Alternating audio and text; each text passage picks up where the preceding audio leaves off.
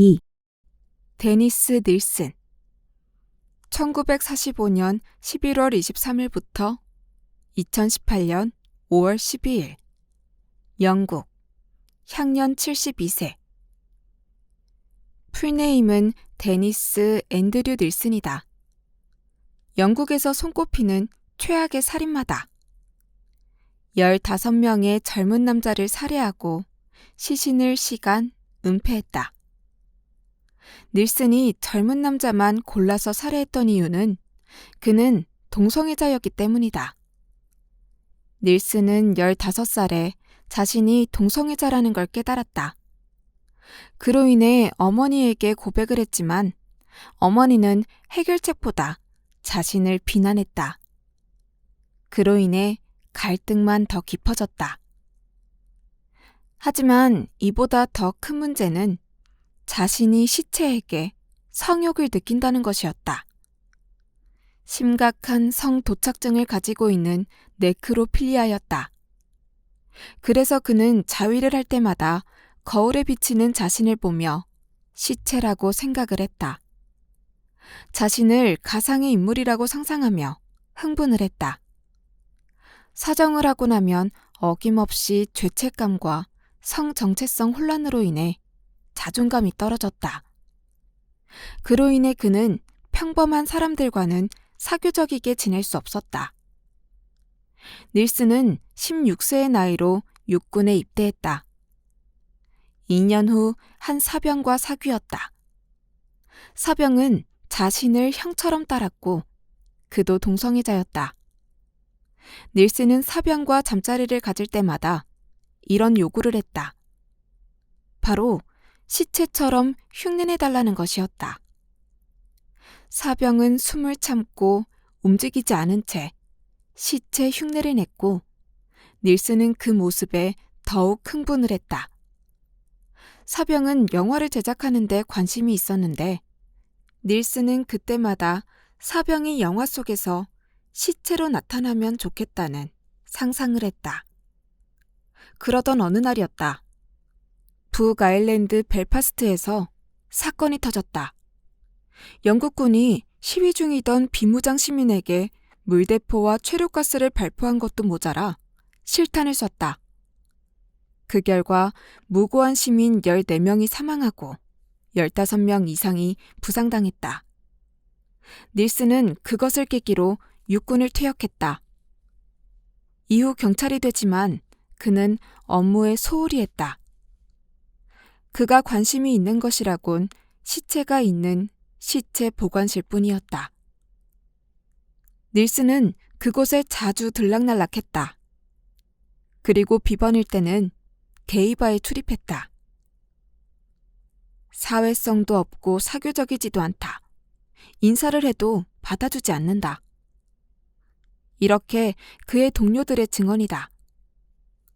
결국 닐슨은 8개월 만에 스스로 퇴직을 했다.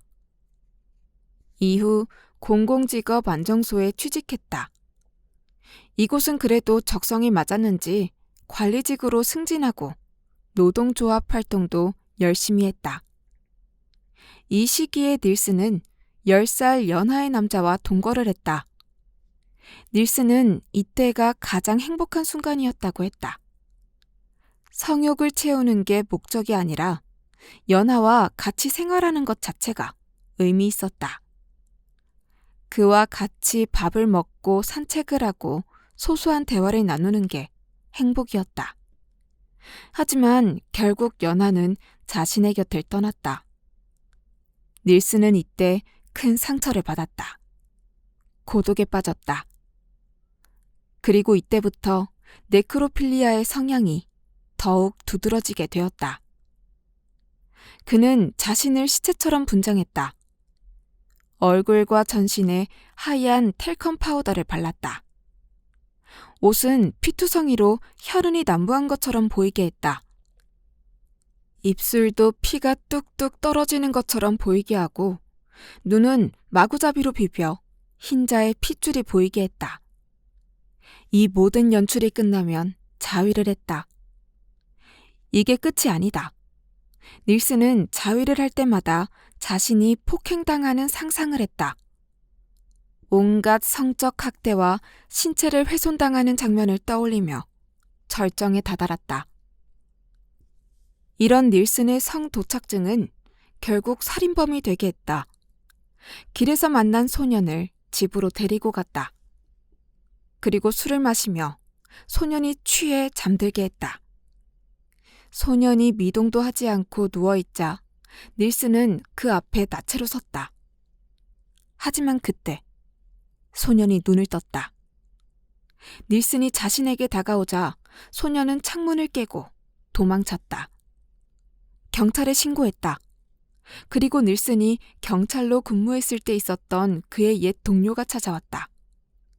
동료는 닐슨을 기소하려 했지만 소년의 부모가 반대했다.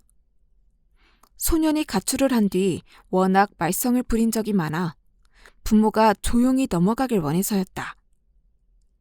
동료는 닐슨에게 운이 좋은 줄 알라고 경고의 메시지를 보냈다. 이렇게 유야무야 넘어간 사건은 결국 수많은 희생자를 내게 했다. 이후 닐슨은 5년간에 걸쳐 총 15명의 남자를 살해했기 때문이다. 데니스 닐슨의 살인행각. 닐슨은 1978년 12월 29일에 단골 게이바에 갔다.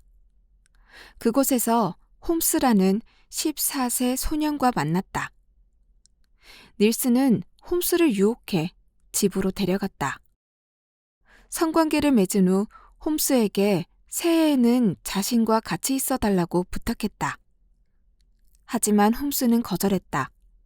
다른 일정이 있다고 했다. 그리고 다음 날 30일 새벽, 홈스는 일을 마치고 닐슨의 집에 잠들어 있다가 살해를 당했다. 닐슨이 넥타이로 홈스의 목을 조른 뒤 욕조에 담긴 물에 머리를 넣어 익사시켰다. 이게 끝이 아니다. 닐슨은 시신을 깨끗이 씻긴 후 성관계를 가졌다. 마치 인형을 다루는 것처럼 시체에 옷을 입혔다. 그리고 식사를 하거나 TV를 볼 때 항상 자기 옆에 두었다. 심지어 잠을 잘 때도 시체와 함께 잤다. 외출할 때만이 시체를 마룻바닥에 숨겼다. 닐슨은 이런 엽기적인 행각을 무려 7월까지 지속했다. 닐슨이 시체를 처리하지 않은 이유는 이렇게 멋지고 아름다운 육체를 손상하고 싶지 않았기 때문이라고 한다. 하지만 시체가 부패해 냄새가 나자 결국 처리를 하는 수밖에 없었다. 닐슨은 시신을 소각하기로 했다. 악취가 진동할 것을 대비해 일부러 타이어를 함께 태웠다. 이때 아무것도 모르고 동네 아이들이 한 이야기도 가관이다. 와, 따뜻해. 기름이 끓는 것 봐. 냄새가 좋아. 아이들은 불꽃쇼라도 하는 것 마냥 즐거워했다.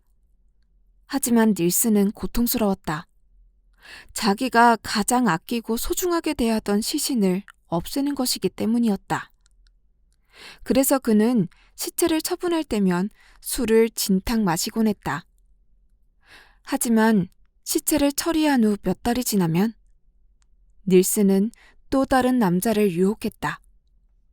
자신의 집에 유인해 술을 마시게 한 뒤 남자들이 잠들면 밧줄이나 끈으로 목을 졸라 교살했다.